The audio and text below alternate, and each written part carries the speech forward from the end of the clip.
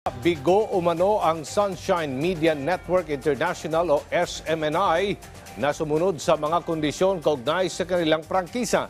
Kaya naman aprobado na sa committee level sa Kamara ang resolusyon para patigilin muna ang operasyon ito. Yan ang ulat ni Bella Lesboras.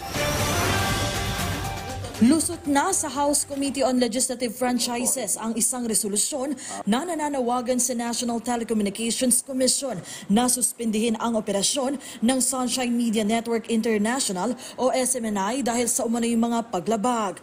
Ang SMNI ay nag-ooperate sa ilalim ng prangkisa na ibinigay ng Kongreso sa Suarez Submedia Corporation noong Agosto 2019.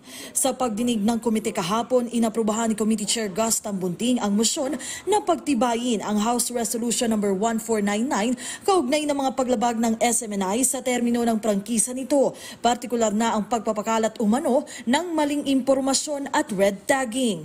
Ayon kay House Assistant Majority Leader Mix Nograles na siyang may akda ng resolusyon, nabigo ang SMNI na tuparin ang mga kondisyong nakasaad sa pribilehiyong ibinigay ng Kongreso na naglalayong protektahan ang interes ng publiko. Bago ito, una na ring na-cite in contempt ng komite ang dalawang SMNI anchors na sina Jeffrey Celis at dating Undersecretary Lorraine Badoy dahil sa hindi nila pagsagot ng tama sa mga mambabatas at pagtatago umano ng impormasyon.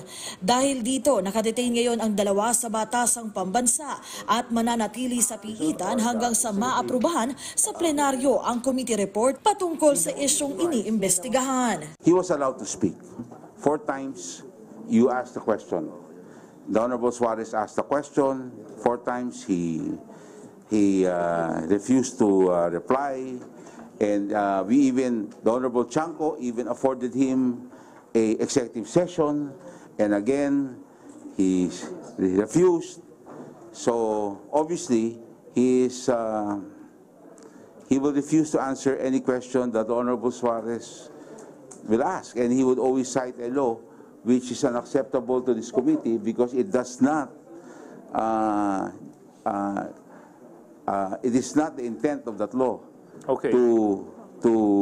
He cannot hide under that law. Nag-ugat ang investigasyon ng ilabas ng SMNI na may 1.8 billion pesos umanong travel fund si House Speaker Martin Romualdez na una ng pinasinungalingan ng Kamara. Naungkat din ang iba pang isyong kinasasangkutan ng kumpanya kaya't ang paalala sa kanila ng mga kongresista bilang isang TV network, malaki ang responsibilidad nila sa paghatid ng tamang impormasyon sa publiko kaya't dapat ay pangalagaan nila ito.